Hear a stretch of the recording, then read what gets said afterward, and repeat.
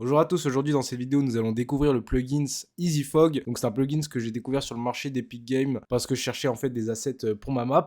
Et j'ai trouvé ce petit plugin plutôt sympa qui permet de créer une petite brume vraiment personnalisable. Donc je l'ai eu pour 5,08 €. Voilà, donc quand je l'ai vu sur le store je me suis empressé de l'acheter parce que franchement ça m'avait l'air plutôt cool quoi. On se retrouve sur une map assez vite pour importer notre petite brume. Donc sans plus attendre, c'est parti. On va aller dans Content, EasyFog, Blueprint et nous allons importer la petite brume. Donc pour commencer, nous allons un petit peu voilà, faire comme ça parce que sinon ça va être compliqué pour la voir. Et voilà, donc là nous avons notre belle brume les gars. Franchement déjà ça flingue déjà, franchement plutôt pas mal, hein. Ce que nous allons tout de suite faire, c'est aller voir les paramètres. Donc on va pas rentrer dans les détails les gars, sinon la vidéo ne terminerait pas. Le but de la vidéo, c'est pas de vous apprendre à utiliser un plugin, c'est surtout de vous le faire découvrir. Donc on va pas passer par les petites lignes, voilà. Donc on va commencer par Opacity Map, donc ça c'est pour un peu choisir la texture de la brume. Donc pour ma part, j'ai bien aimé la troisième. Tac. Voilà, donc ça donne ça, c'est plutôt quali, franchement plutôt pas mal. Ensuite, plus bas, nous avons Base Color Tint, donc ça c'est pour changer la couleur de la brume. Donc à droite, vous avez la valeur de la couleur et à gauche, la saturation. Voilà. Donc si vous changez de couleur, vous allez voir la nouvelle couleur ici avant de pouvoir cliquer sur OK. Comme ça, vous savez si c'est cette couleur-là que vous voulez ou non. Donc pour ma part, je vais donner un effet un petit peu grisé, mais pas trop vraiment, pour que ça reste naturel. On va faire OK et voilà. Basse couleur contraste, on va pas y toucher. Basse couleur intensity, donc ça c'est plutôt pas mal. C'est pour gérer l'intensité de la couleur juste au-dessus.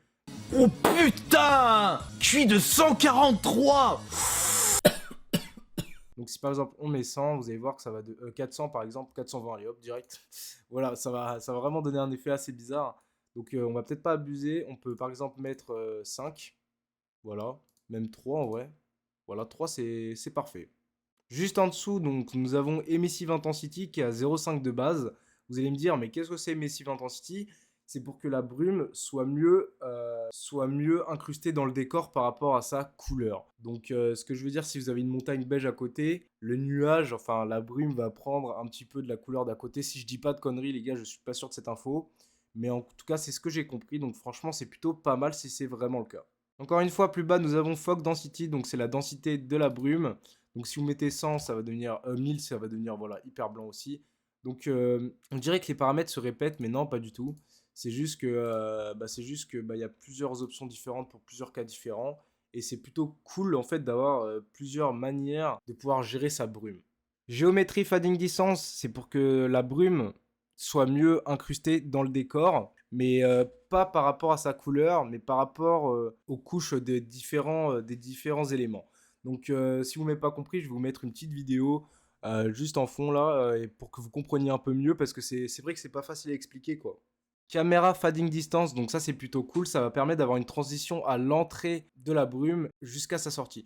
Donc en gros, si je rentre dedans comme ça par exemple, vous allez voir que bah là ça fait... Attendez, je vais lancer le truc directement au pire. Donc voilà, donc là nous allons entrer et sortir et vous allez voir que ça va pas être sec. Voilà, donc là c'est franchement plutôt cool, on traverse en fait limite, ça pop pas directement à l'écran quoi. Alors que si on met 0 par exemple, on va mettre 0 juste ici, tac. Là, par exemple, les gars, ça va vraiment être un petit peu désastreux. Donc, attendez, tac.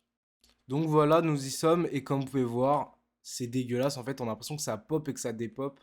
Ça fait pas une transition propre, vous voyez. Il n'y a pas de densité, on va dire, dans l'air sur l'axe Z. Cache Shadow, c'est une option importante si vous avez le Ray Tracing. Pour ma part, je ne l'ai pas, donc je ne vais pas activer la case. Donc, on va laisser sur False. Mais si vous avez le Ray Tracing, très important, il faut l'activer. Le dernier paramètre que nous allons voir dans cette vidéo est très intéressant, c'est Wind Control, donc qui se trouve un petit peu plus bas. Et en fait, ça va permettre d'animer en fait la brume. Donc je vous montre si on met 1 par exemple. Si on met 1, ça va un petit peu bouger. Bon là, ça bouge pas forcément. Je sais pas si c'est par rapport à... Attendez, je vais augmenter les... Ouais, voilà, en fait, c'est ça en fait. Il faut augmenter les valeurs de Speed Y et Speed X. Voilà. Voilà, 300, c'est plutôt naturel. On va même changer ça à 230, histoire que ça bouge vraiment très légèrement. Et puis le reste, on s'en branle. Donc si la vidéo t'a plu, n'hésite pas à mettre un petit commentaire en me disant ce que t'as pensé de la vidéo. Et un petit like, ça me permettrait de me soutenir sur ma chaîne. C'était Sunners, à plus tard pour une prochaine vidéo.